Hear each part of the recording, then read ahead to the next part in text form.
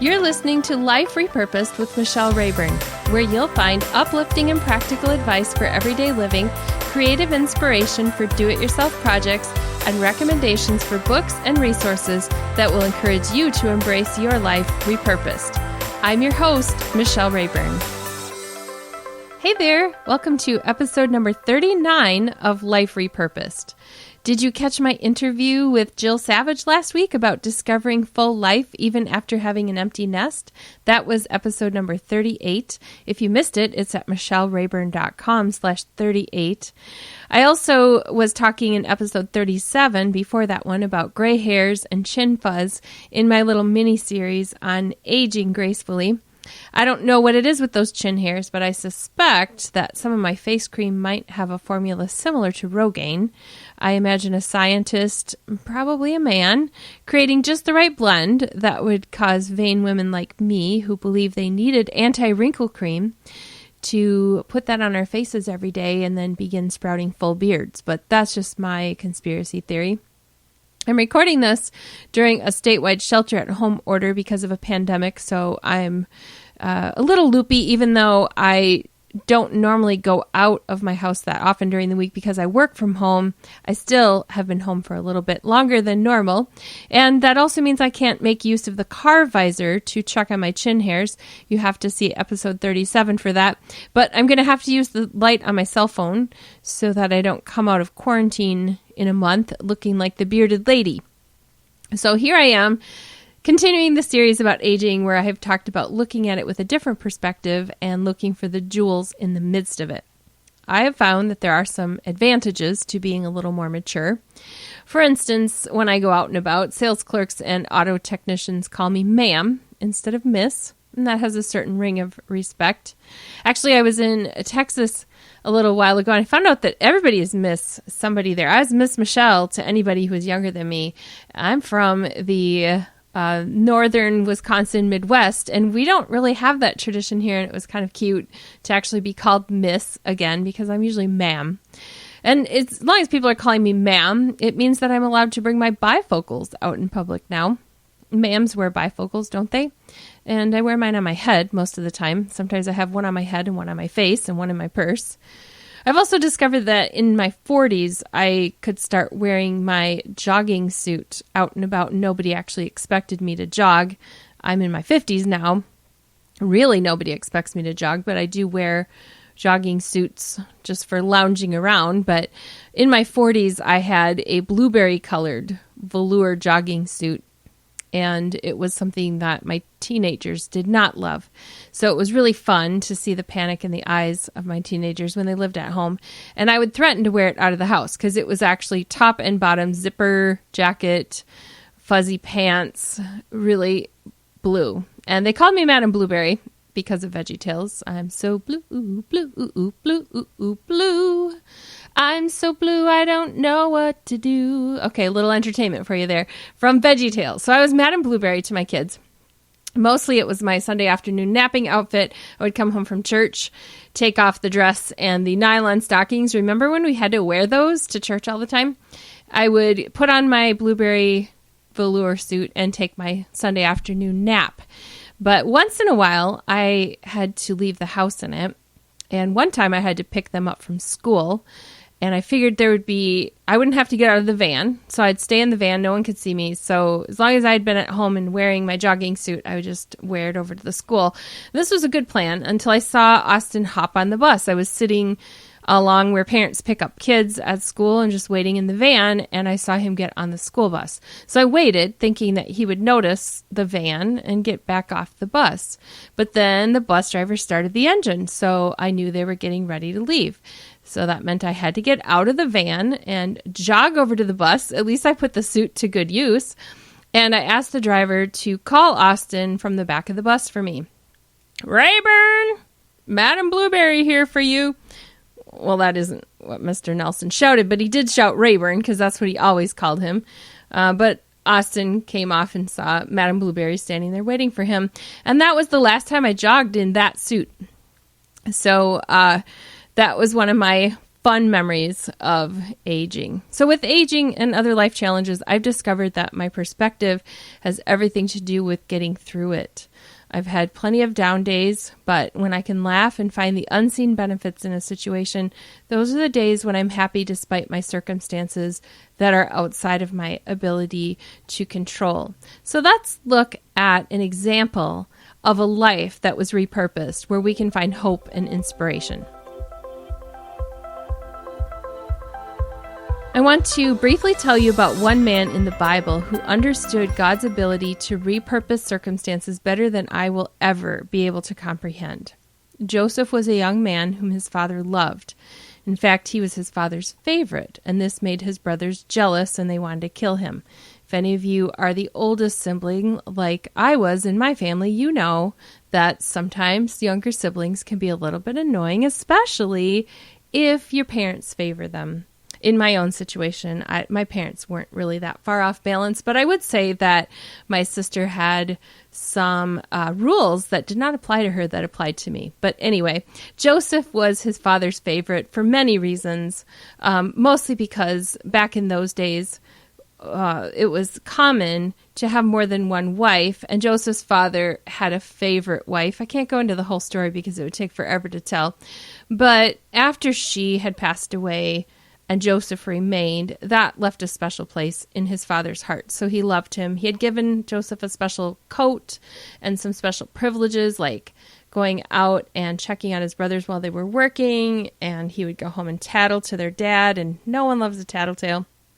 Anyway, his brothers decided that they were fed up with him, so they threw him in a pit, and while planning their evil, they came up with this idea that they were going to sell him as a slave because they wanted to kill him, but they didn't want murder on their conscience. Isn't that sweet? So they covered up their evil by telling their father that Joseph was killed by a wild animal, and they faked it, put some animal blood on his special coat, and watched the father grieve the loss. And his brothers had actually sold him to a caravan of merchants. So Joseph ended up in Egypt, and he was serving in the home of one of Pharaoh's officials. Pharaoh was like the king. He was the ruler. And unfortunately, while Joseph was serving there in the home of this official, his name was Potiphar, false accusations were made by the devious wife of this official, and that landed him in prison. So we think, okay, up, down, up, down. We think Joseph's finished now, because if it wasn't bad enough that he was sold into slavery, now he's in prison. But God wasn't finished. Through Joseph's special God-given ability to interpret dreams, he eventually landed the position of second in command over all of Egypt under Pharaoh. So I think of this as a life repurposed, right? Doesn't it sound like God gave him new purpose?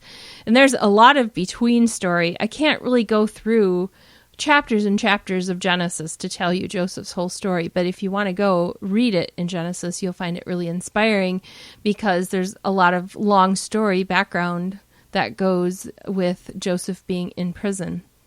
None of this happened overnight, of course.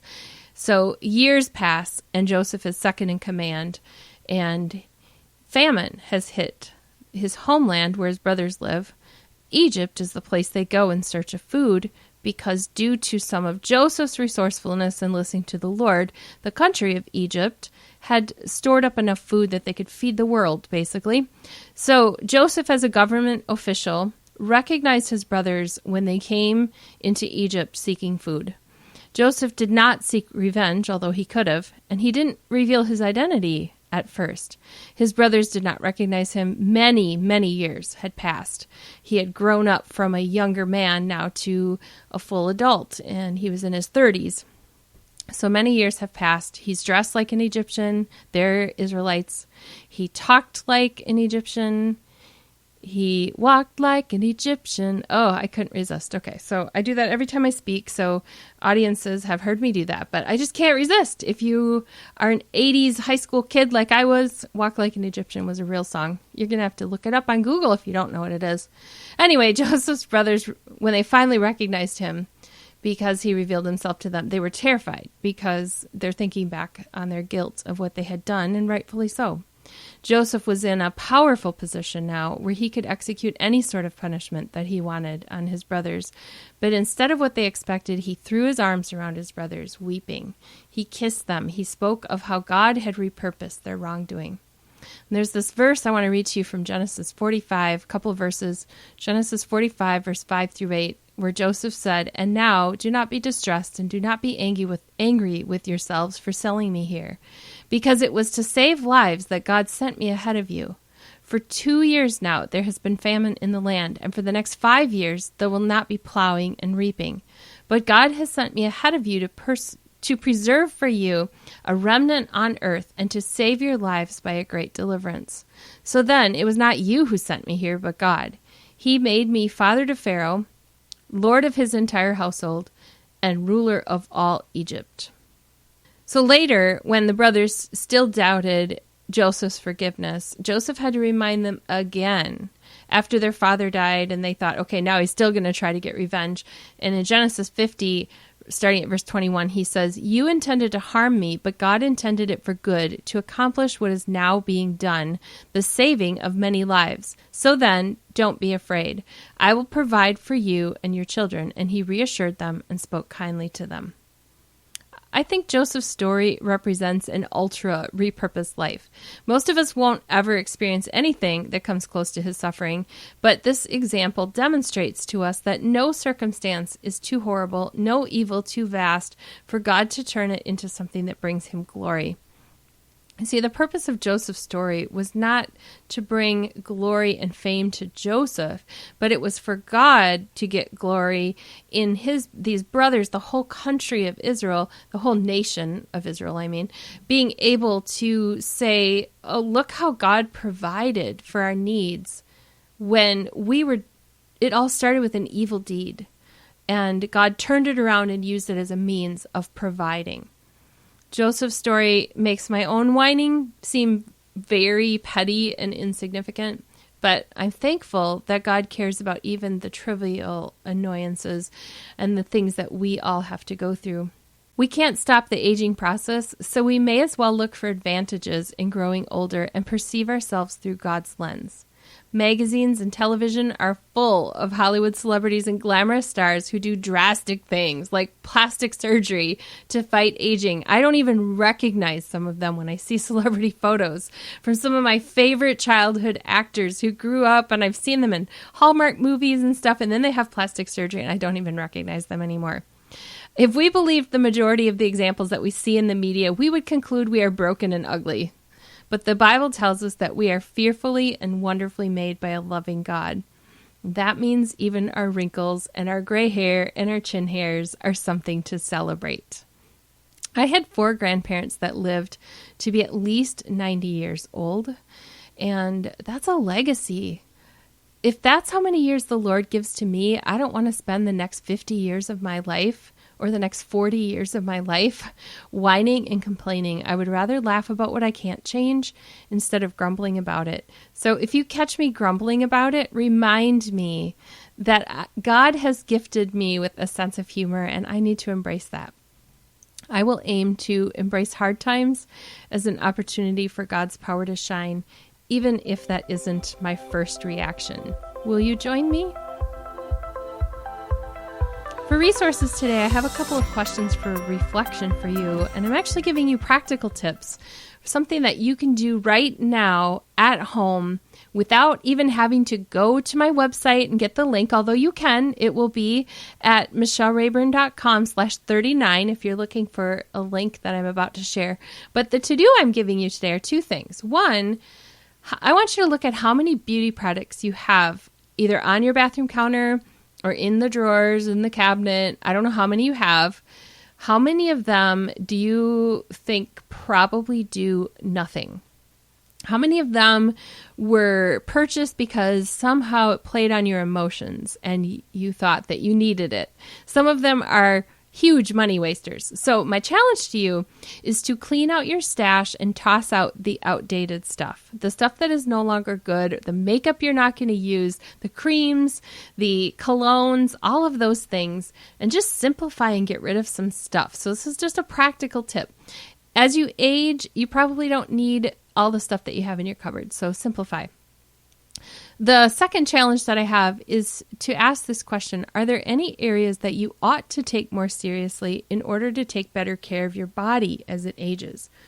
I want to challenge you to think of one thing that you could change right now, one change you can make, and then write down one action step that you will take that will get you started on that change. Even though I'm aging, it does not mean that I don't need to take care of my body. In fact, it means I need to take care of it even more. If you're listening and you are 30 years old and you're thinking, I have all the time in the world, if I could go back and rewind one thing, I think it would be to take better care of my body from the time I was younger, instead of trying to undo a lot of stuff now in my 50s. So think of one thing that you could change and then take action today.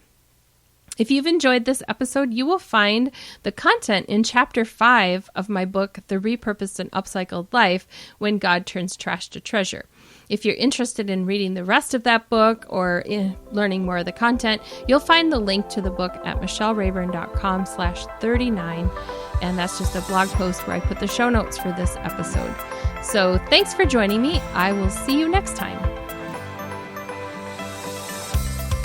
You've been listening to Life Repurposed with Michelle Rayburn. Check out tips, resources, and inspiration at michellerayburn.com. I'd love it if you would subscribe to the podcast on your favorite platform, Apple Podcasts, Google Play, iHeartRadio, or Spotify. I'd also love it if you would like, review, and share the information about this podcast with your friends. Thank you so much for listening.